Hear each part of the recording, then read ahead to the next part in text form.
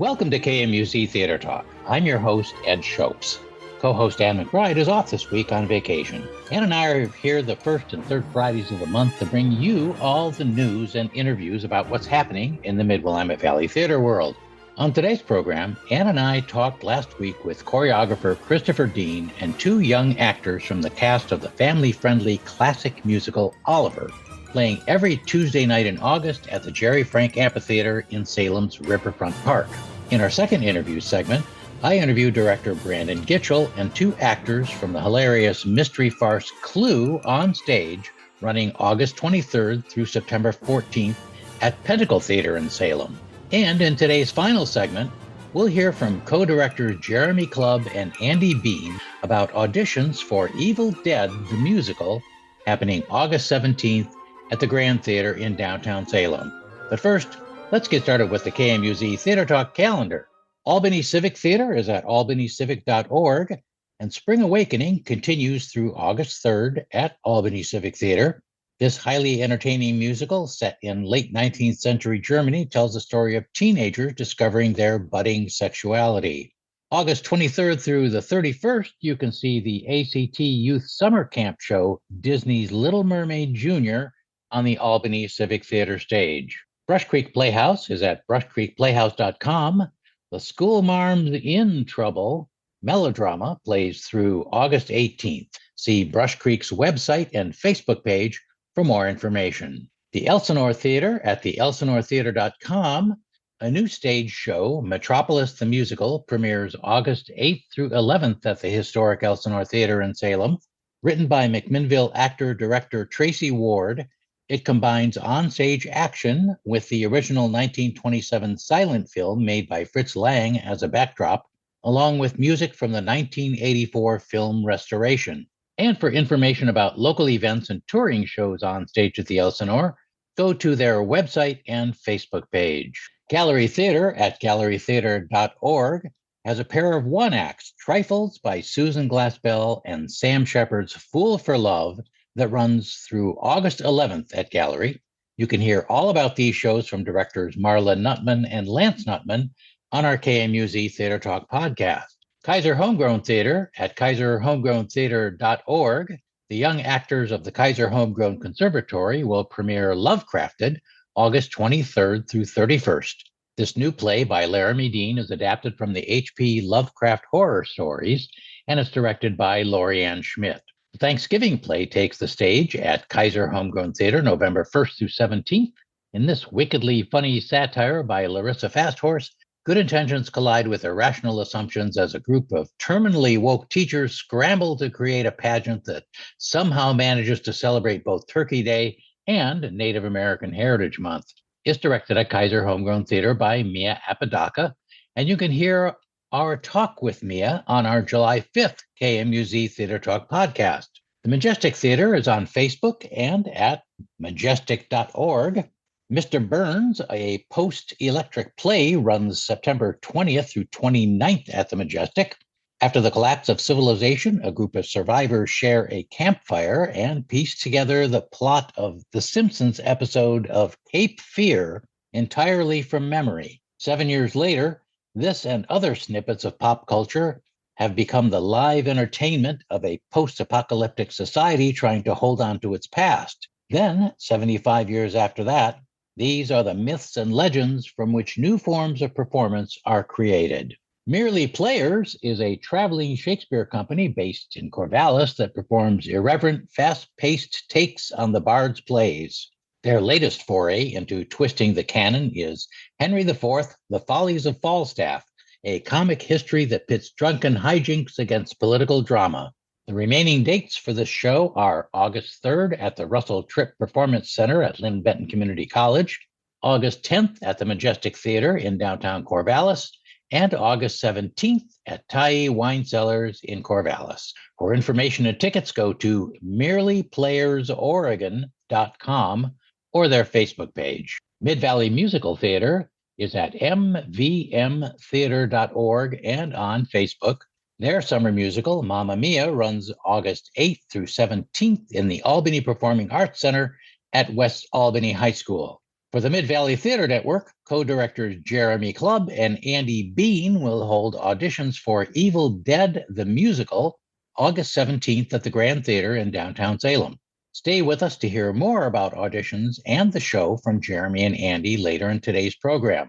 Evil Dead the Musical runs August 24th through November 3rd on the Chemeketa Community College stage with a special show on Halloween. The show will benefit the Mid-Valley Theatre Network and its member theaters. Watch for some fundraisers coming up this summer to support the show, and you can check out the DoTheNecronomicon.com website for more information. Pentacle Theatre is at pentacletheatre.org, and the side-splitting murder mystery farce Clue Onstage comes to Pentacle Theatre August 23rd through September 14th.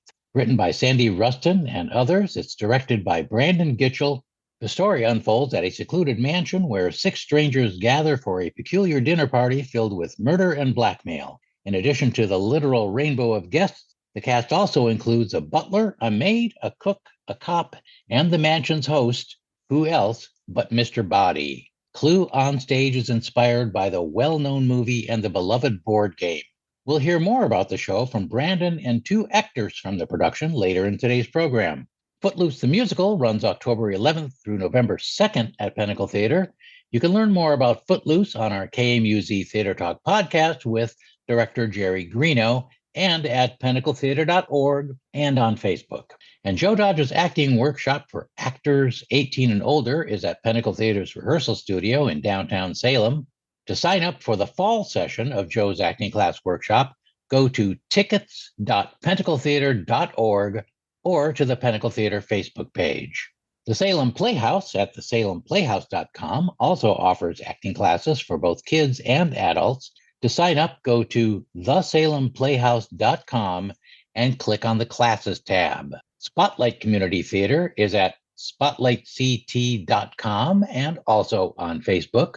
Spotlight Community Theater will present Charlie's Aunt, directed by Shannon Rempel, September 19th through 29th. Spotlight also has openings for play directors. Please contact them through their Facebook page or at spotlightct.com. Struts and Frets Theater Company at strutsandfretstheater.org.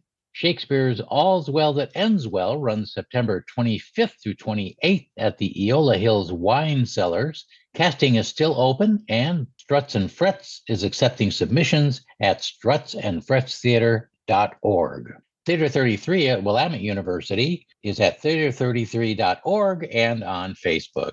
Theater 33's Summer Festival 2024 of Original Plays in Progress by Pacific Northwest Playwrights winds up August 4th at Willamette University. Listen to our KMUZ Theatre Talk podcast for our interview with show director Rod Ceballos and executive director Thomas Nabhan about the final shows on the festival calendar. This weekend is your last chance to see Gone by playwright Lolly Ward, which is a new dramedy directed by Rod Ceballos that runs through August 4th at Willamette University. And the final pop-up play of the festival is Wife of Headless Man Investigates Her Own Disappearance by Yusuf L., and that one runs August 3rd and 4th. Go to Theater 33's Facebook page and website for information and tickets. Chemeketa Community College has director Stephen Munshaw and professional members of the Willamette Valley Theater community working together with Chemeketa Community College to present Lionel Bart's classic musical Oliver every Tuesday evening in August at the Gerry Frank Amphitheater in Salem's Riverfront Park. For tickets, go to chemeketa.edu or Eventbrite. And stay with us for a really energetic interview later in today's program with choreographer Christopher Dean and the 2 actors playing Oliver and Dodger in this family-friendly musical. Willamette University has announced their 2024-25 season of plays. They include Urinetown, the musical, a hilarious satire of the legal system, capitalism, social irresponsibility, populism, bureaucracy, and musical theater. It's set in a city that bans private toilets during a 20-year drought, forcing people to pay to pee at public loos. Urinetown runs November 1st through 17th at Willamette University. February 24th through 25th, Willamette Theater presents Far Away, an hour-long futuristic nightmare in 3 short scenes that envision a world where the promise of violence broods and nothing is to be trusted. Closing the Willamette Theater season, April 11th through 26th, is Bloom, Bloom, Pow, the climate doom comedy inspired by 1950s monster movies, as well as the real-life 2014 crisis in Toledo, Ohio, when the tap water became deadly for humans due to toxic algal blooms. Get more information and reserve your season tickets at wutheater.com.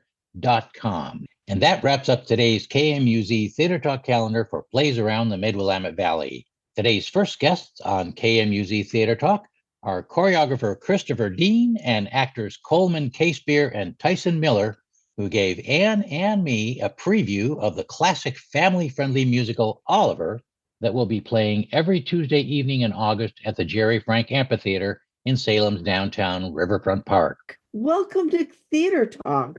Hey, Anne, thank you so much for having us today. So exciting. We're big fans of the show. I listen to it all the time. So it's a really special occasion for us to actually be here talking to you in person. Well, it's great to have you here, Christopher. You've got a lot of credentials under your belt. You've choreographed a lot of famous acts and in a lot of interesting places. Tell us about some of the shows that you've brought to Salem. Yeah, it's really interesting. I moved to Salem 5 years ago, and I had one friend who lived here who was also a dance major. I'm originally from Alabama, but I lived in New York City, and my friend was scheduled to choreograph Andi Get Your Gun at the Allison Theater, and he received an offer for a position at a college in the Midwest and unexpectedly had to leave Oregon. Literally the first week I moved to Oregon. So he said, would you be interested in doing this gig? He connected me with the director of that show. And that was my first show that I choreographed, and I also performed in the state of Oregon. And, you know, your very own Anne was one of my cast members, one of my absolute favorite peers. So I did Andi Get Your Gun. I went into The Christmas Story right after that. We did that 2 years running. And then we had a big plan for a residency at Elsinore and had already begun Drowsy Chaperone whenever the pandemic hit. So I was into my 4th show in the state of Oregon before the pandemic. And unfortunately, you know, we all kind of really took a big step back in theater, crept into the shadows for a time. But I came back just a few months ago, again, at Enlightened Theater in Salem. And I worked on James and the Giant Peach there. I had a fantastic time at the Grand Theater. And then this opportunity came up and they said, would you be willing to come to Salem one more time? And I was like, absolutely. Especially once I saw the Gerry Frank Amphitheater, I was like, count me in, I'm there. Oh, it's going to be so special. We have not seen a musical there. It's great. It's so exciting. Yeah, it's just such a beautiful space architecturally and the surroundings of it. I think that a lot of times being outdoors can be a very intimidating thing for performers, for vocalists, as far as preserving sound, being able to hear properly. Yes. Working in a completely different space with different acoustics for dancers. I mean, the stage is concrete, but it's also such a vast space. And we did a tour of the facility to see if it was even feasible to make this happen. And just walking out there, feeling the breeze and the views that you get as a performer are so different than an exit sign on the back wall of a huge theater. I was like, I'm inspired just looking out from this space at the beauty of Salem. Like, can you imagine with lights and a live orchestra here on the stage, what this would feel like? You know, count me in. I want to see what this feels like for myself. That's truly exciting. Tyson, you're playing the role of Oliver. What is your theatrical background? I've been doing theater for about 4 years now, and I've been on stage performing since I was 4, dancing. So I've been dancing for about 7 years. My parents started looking into CET, and CET was actually my first show that I did was there at CET, and I had so much fun. It was Treasure Island, and it was just so much fun having the experience of that. I've been to that campus where they do the teaching, and you are so lucky. I'm just amazed at how much you guys get to absorb. It's all thanks to Robert. Yeah, Robert Salberg. Robert is the director of CET. I wouldn't have anyone else do it. He's amazing for the job. He's a good friend of ours, and both of my kids went through the CET program as well. It's a great inspiration for kids to either enter the world of theater or to use the skills that they learn at CET, in their everyday lives. Coleman, Casebeer, you're playing the part of Dodger in this show, which is a really fun role. What is your theatrical background? I go to school at Aberclaw Academy. I watched the show there, and my best friend was in it, and I was like, wow, this is amazing. I would love to do theater. This is so cool. So I signed up next year in the drama department and did High School Musical there, and I had so much fun. And then I came to CET, did a couple shows there, and then did James the Giant Peach, and I've just been having so much fun in theater. And so Steven asked me to do Oliver, and I said, yes, I would love to do this. Doing all theater all the time is what we have at my house. So I got that. So tell us, Christopher, what brought you to Oliver? Yeah, I've just always had a huge draw to the musicals in our lives that are now, unfortunately, almost being considered historical musicals, even though we're talking about, the 1950s and 1960s. Those are the shows that I was booked in New York. I did West Side Story, and then I did Carousel. There's just such value in the writing and the music of these shows. What I love is the tradition of the older musicals, but also how you can really just learn so much about our modern day culture and equate so much in our modern day society to what's taking place in these older shows. Oliver is naive. Oliver trusts everyone. He's trying to make the best for himself, and he's really taken for a ride by, the Artful Dodger and Fagin. They really manipulate him almost into a life of crime. And he truly believes that everyone around him has the best interest for him. And it's just it could possibly such a big statement on even society and politics, and not really taking the time to dig into people's motives when they're trying to sway you in a certain direction. Why are they really doing this? Is it for me, or is it for their own good? Am I being deceived? That's a very modern theme. I think it's very pertinent to today's society. But it's such a sweet story on the surface level for kids and for families. That's what I find fascinating, is watching it and being like, holy moly, this is a very relevant topic to today. Could you just give us a brief synopsis of the plot? I can't believe that anybody doesn't know Oliver, but maybe they don't. It's a really fun show. Oliver is basically a street orphan, street urchin type kid who's out on his own, and he ends up meeting Artful Dodger, who's kind of like a gang leader for this gang of pickpockets. And they've all been kind of trained and taken under their wing by a gentleman named Fagin. And Fagin represents, the typical Pied Piper main bad guy in a lot of musicals that you see. But he has this band of boys that are literally trained in pickpocketing and street crime. And they make it seem like the best time in the whole world. I mean, they're literally he preys on the same types of boys to get them in to join a life of crime. It's a lot of fun. There's romance in the story, and we get to follow other characters, obviously. There are some very famous songs in Oliver that people will recognize.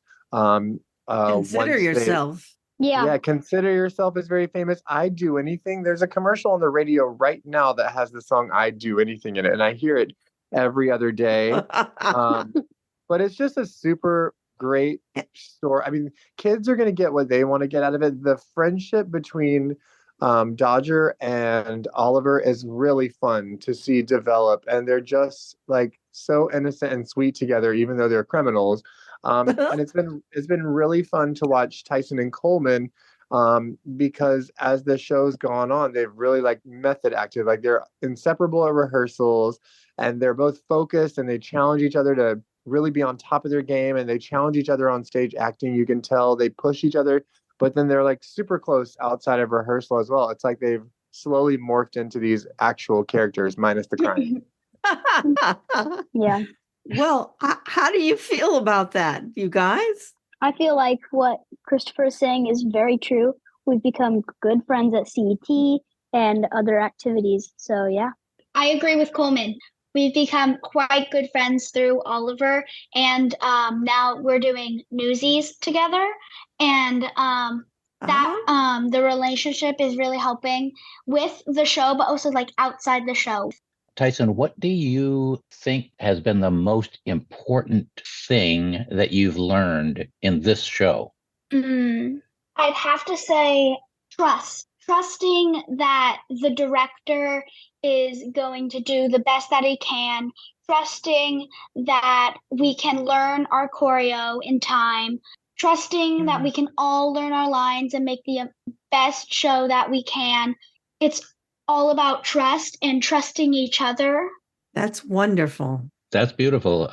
Coleman, what are you taking away from rehearsals? What are the things that you value in the experience? There's several other kids in the show too, so we can bond all together. And taking away from this, I'll have many more friends after this. Yeah, lots of good friends coming out of this. I'll know people older than me and people younger than me coming out of this. And so I think that's a really important thing because you're just making friends through the whole journey. You guys, what is your favorite part in the show? Oh, That a hard is one. a really hard question. I love Consider Yourself. I do too. It's not just because it's like my song, but it's just such fun choreo and such fun. The things. It's like great singing. Everybody sings in these whole big dance sections. There's featured dancers that come in and do parts.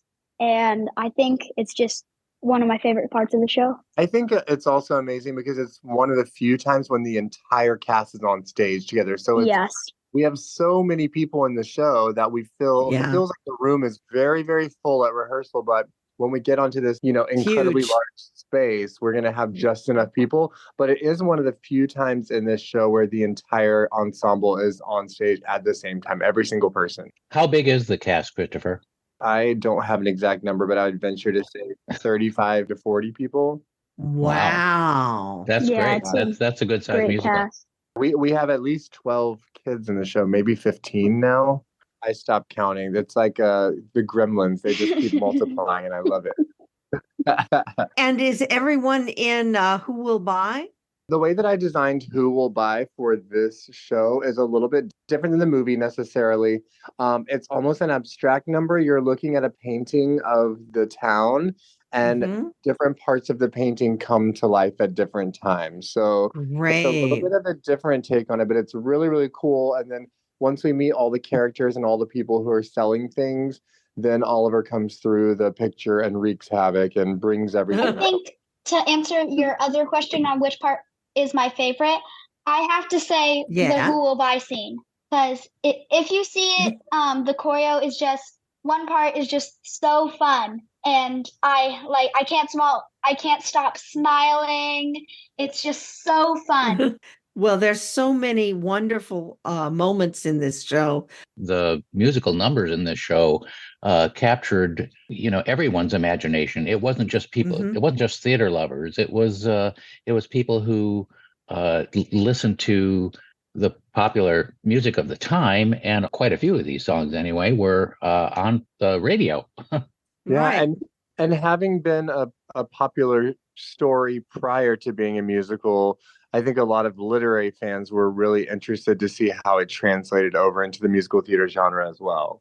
Yeah, we haven't mentioned the original writer of this tale, some guy named Charles Dickens, who wrote a few books, I think. Like that. Wrote the original Oliver, and Lionel Bart and his team did a really great job of putting the original together. I mean, Lionel Bart did not only the book, but the music and the lyrics. He really was a master of the form at the time, and just really created a classic for everyone. Because of the space where we're performing it, and because the show is only one night a week in this venue, throughout the whole creative process, we've had to really put a lot of special thought into every extra thing that we bring in to this musical, as far as props or tables or every little thing that needs to be carried on and off stage is always such a meticulous, detailed part of the choreography of a show But now we're adding on to the top that this is like a Grubhub show on the go. So imagine taking your grandmother's Christmas dinner with all the china and candles and plates and tables. You have to pack it up. Besides the fanfare that's involved in preparing it, now you have to pack it up and carry it with you every week, unpack it, and then pack it completely back up and store it away. So we had to make sure that each and every piece that we introduced to the show was really critical and necessary, because everything has to be carried by someone out to that space every Tuesday afternoon, set up completely. I mean, we have tents for all the performers to change in. We have rolling campers that we're using for hair and makeup, the lights, the sound, the microphones. Every single piece has to be carried out by a specific team member, set up on Tuesday. We perform that evening. They break it entirely down, and then it goes back into storage until the next week. So that is just amazing. Fascinating. And I'm a big fan of being like, no big deal. Can I just get 12 suitcases and like 47 hats and 37 canes? And they're like, Christopher, we're going to need you to use some restraint here unless you're going to come and carry all 12 suitcases down to the amphitheater every week. Oh, dear. Oh, my. But we do have some really cool set pieces that we've designed that will double as different parts. They roll and they flip on their sides and they turn different angles. So some ways they're tables, other ways they're sitting, they're going to be arches. So we're finding ways to use the same pieces, but to manipulate them to recreate different scenes for the audience. Well, that's so good. And the final detail that I want to mention to people, I know the audience will love it, but me as a performer, it's like especially special for me, is that our orchestra is going to be on the stage with us at Gerry Frank. So the right side of the stage, about a quarter to a third of the entire stage will be the orchestra positioned at an angle. So they're almost watching the show and watching the audience at the same time. So the conductor and the musicians will be sharing the stage with us as performers. And for me, as a choreographer, the music is what really moves my soul, moves my spirit, inspires everything. It's one thing to feel them underneath the stage in an orchestra pit. It's another thing to have them on stage. It reminds me of Radio City a lot. And so I just think that's super special to see the orchestra highlighted as like the 36th cast member on stage with us. And to hear live music in a park during summer, what could you ask for more with your family? We've been talking to our guests, Christopher Dean, Tyson Miller, and Coleman Casebeer here on KMUZ Theatre Talk about the musical Oliver playing under the stars in the Gerry Frank Amphitheater in downtown Salem. It's going to play every Tuesday evening in August, starting at 8 p.m. And you can find out more information by going to the Chemeketa Community College Facebook page and the chemeketa.edu website.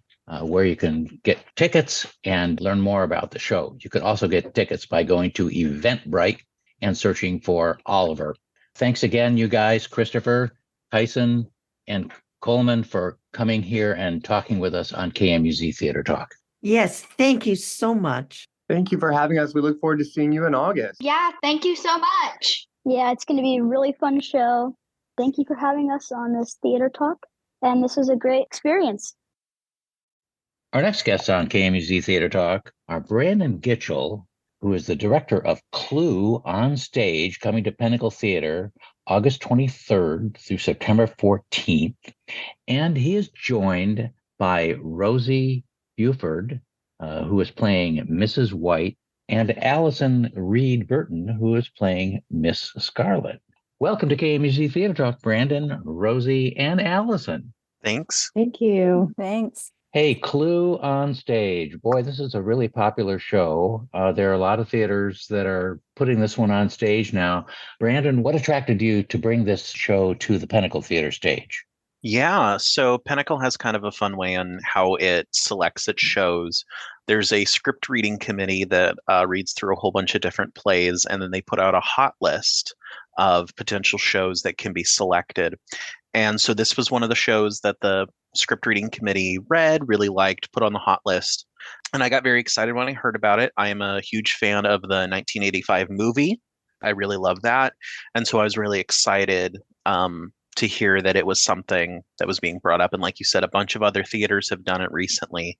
So I sat down, I read the script, and it's just as funny as the movie. It's got wonderful comedic timing. It's got great characters, great moments. And so it really is faithful to the movie, but also just really fun on its own.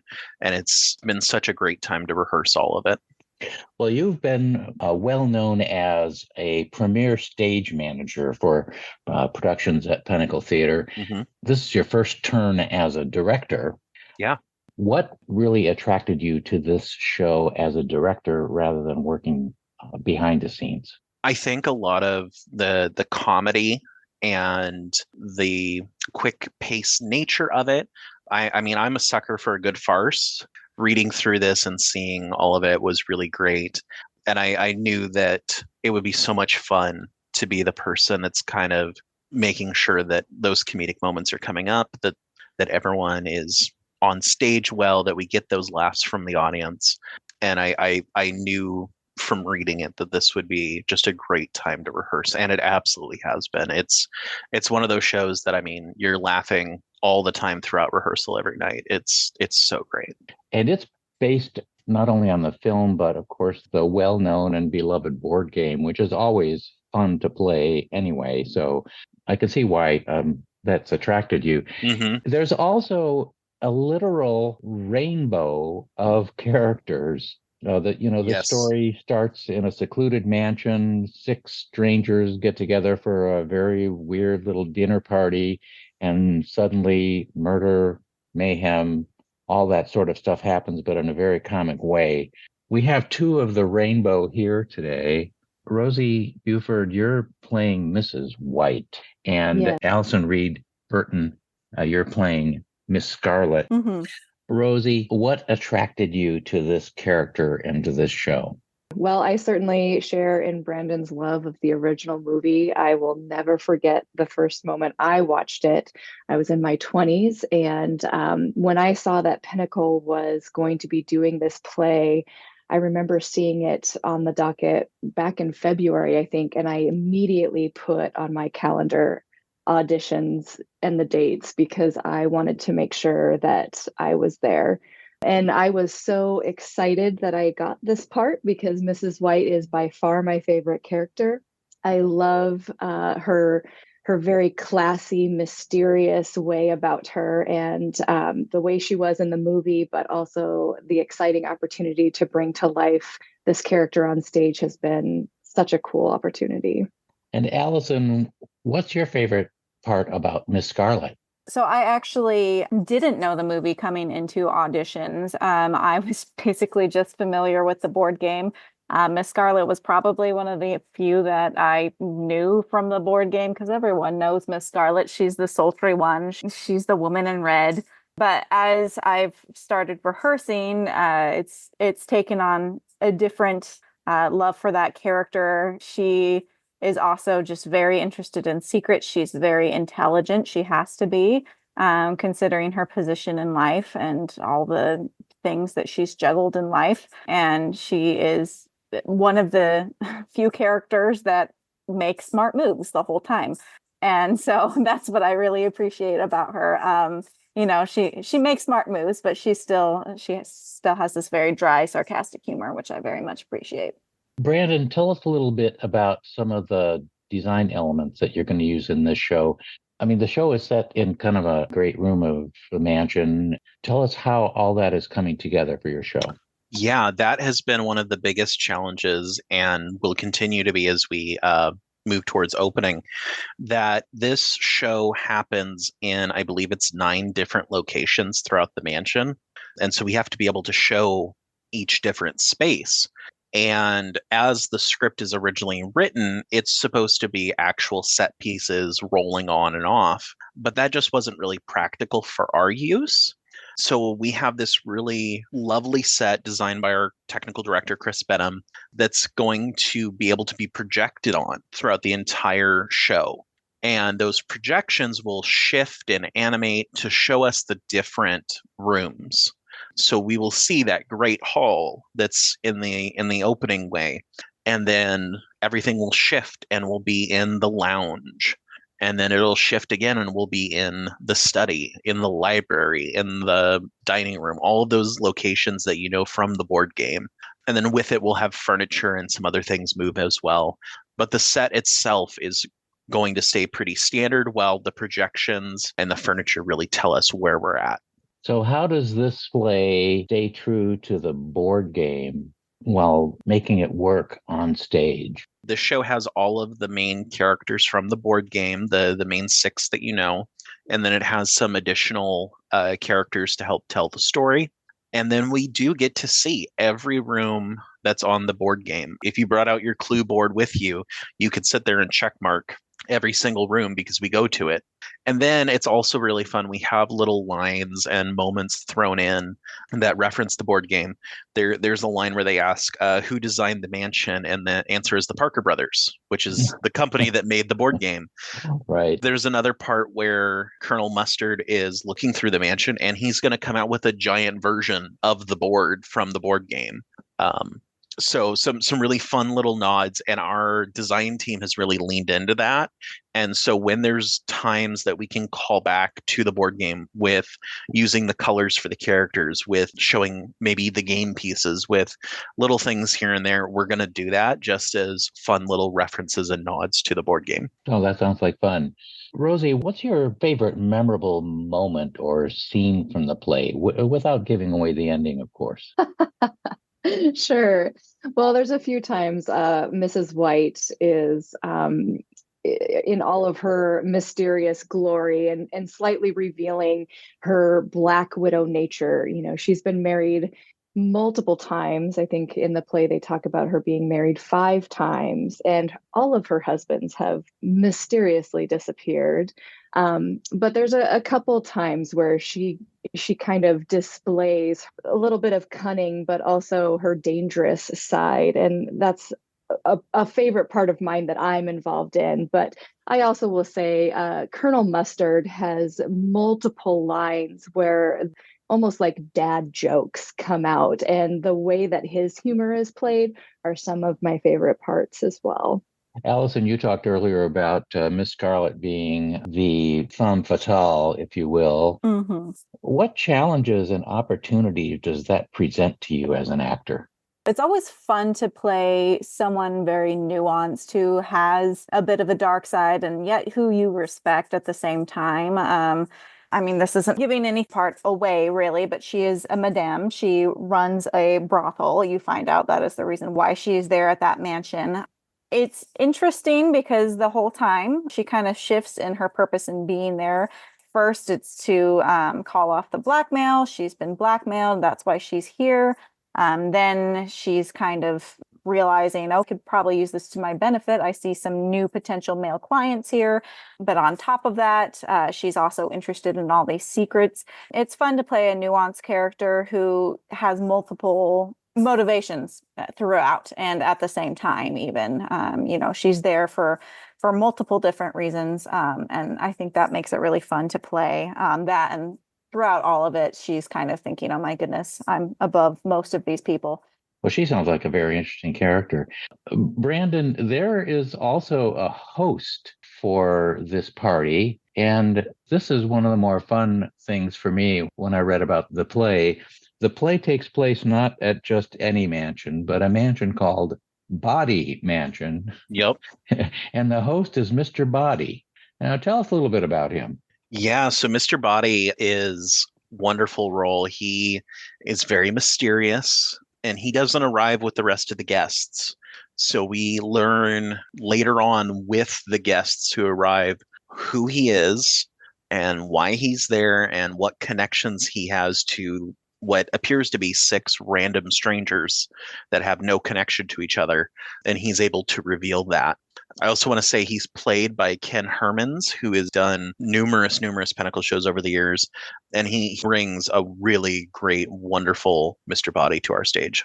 Oh, tell us about the other actors that you have in this production. So we have a wonderful cast. We have Jeremy Clifton, who's playing Wadsworth, who's the butler and kind of the driving force for the show. Kaylin Kappas is playing Yvette. Robin Hayek is playing Mrs. Peacock, who also just incredible, wonderful. Robert Barnett is Colonel Mustard. And as you heard Rosie talking about, just some of the best comedic timing I've ever seen. Rob Sim is perfect as Professor Plum. Then we also have Jared Dukes as a cop and a couple other characters. We have Sheila Troncaso as our cook. And then finally rounding out our main 6 guests, Mr. Green is played by Camille Finger, who was on stage in Gentleman's Guide to Love and Murder. So we just have a wonderful, wonderful group. It's really been an honor to watch all of them work every night. And Brandon, I understand there's a partnership with Salem Cinema. Tell us about that. Oh, yeah, this is really exciting. Pentacle is partnering with Salem Cinema to show the movie version of Clubb, which the stage version here is adapted from. And that's going to be on Sunday, August 18th at Salem Cinema out on Broadway, 6:30 p.m. I'm really excited, hoping that this will sell out. It's a partnership with Pentacle, so it's going to be a bit of a fundraiser for us as well. And my understanding is that we're going to have some raffle baskets in the lobby beforehand. I'm going to be there. Our executive director is going to be there. We might do some other little giveaways. Word on the street is that we'll even have some of the board games to give out. So we might be able to do that as well. Awesome. That sounds like a great evening of fun.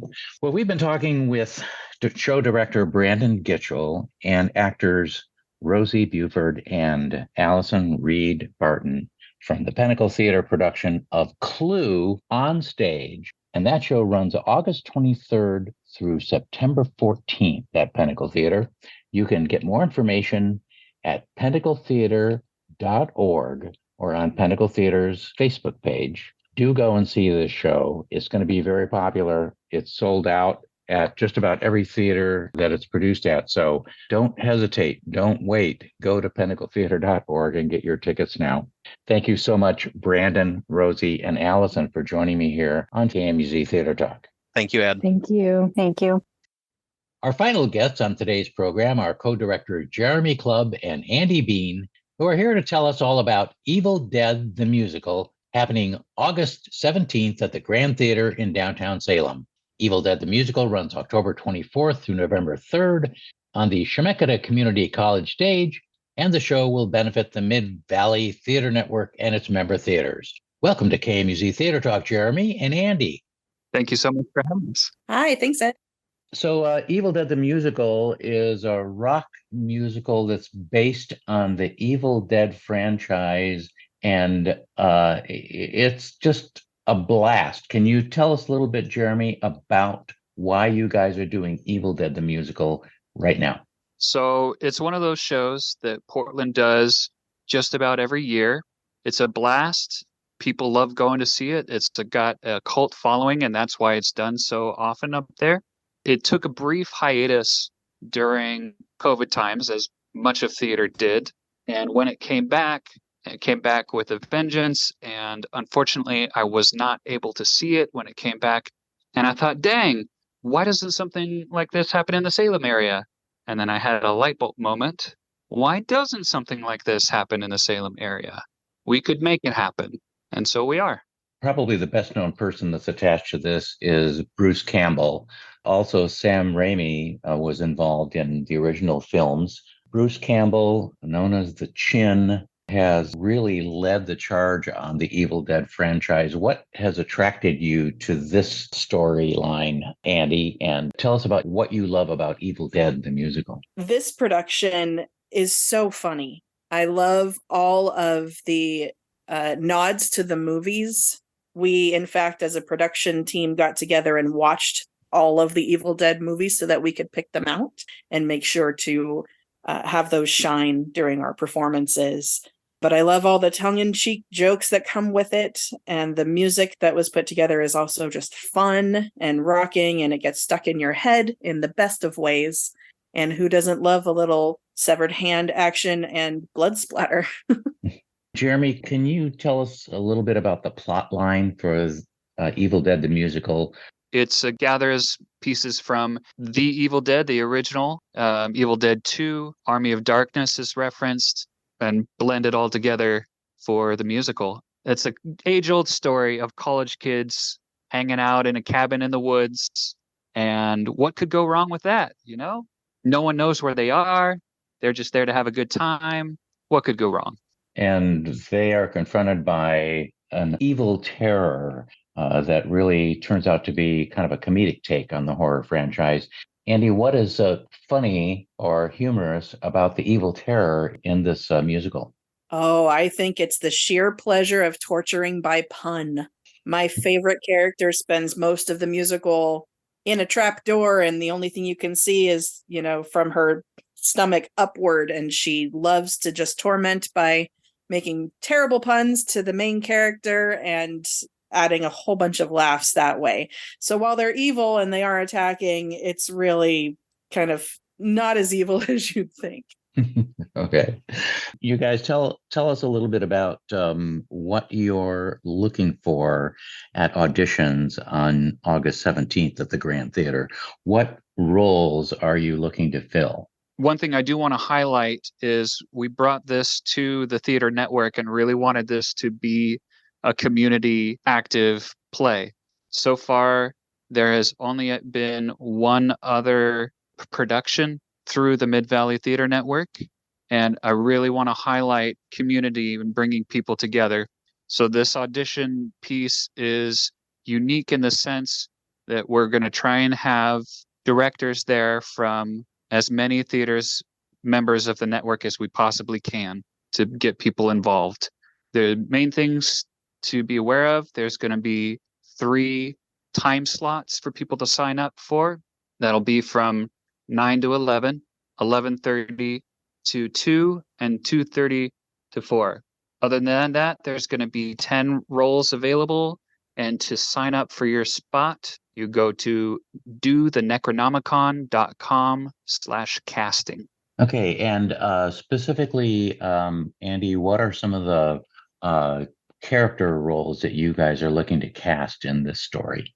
We are looking for Ash, our main chainsaw-wielding hero, Linda, his girlfriend, Cheryl, his younger, kind of irritating sister, his friend Scotty, who's just a typical frat guy, and his latest woman, Shelley. And then on top of that, we have some extra characters. There's the townie Jake.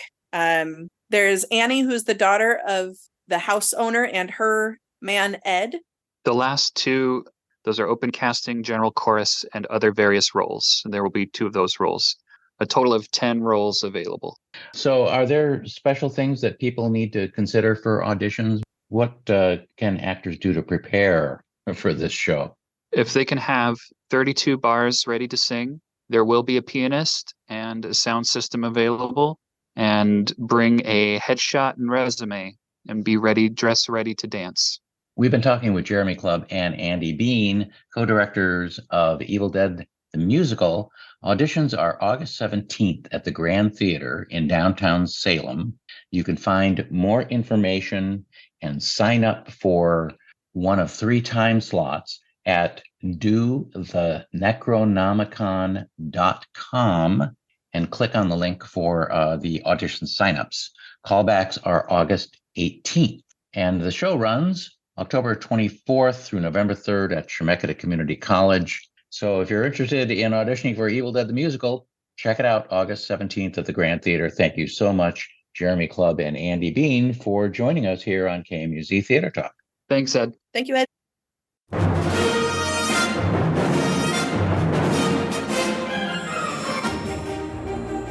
It's time to wind up today's KMUZ Theatre Talk program. Thank you for joining us. Next Friday at 9 a.m., tune in to KMUZ at 100.7 FM to hear Talking About Art with Joel Zach. KMUZ Theatre Talk is a proud member of the Mid-Valley Theatre Network. KMUZ Theatre Talk comes your way at 9 a.m. the first and third Friday of the month on your radio or smart speaker at 100.7 and 88.5 FM, on your favorite radio app, or streaming live at kmuz.org. You can also listen to KMUZ Theatre Talk anytime, wherever you get your podcasts. Ann and I will be back August 16th with a brand new KMUZ Theatre Talk program. Meanwhile, check out our KMUZ Theatre Talk Facebook page for news and updates about live theater in the Mid-Willamette Valley. And if you haven't yet joined in to support KMUZ Theatre Talk and the rest of KMUZ's great community radio programs, go to kmuz.org right now, click on the Pledge to Your Favorite Show box, and choose KMUZ Theatre Talk. And thanks for your support. Until next time, we'll see you in the front row.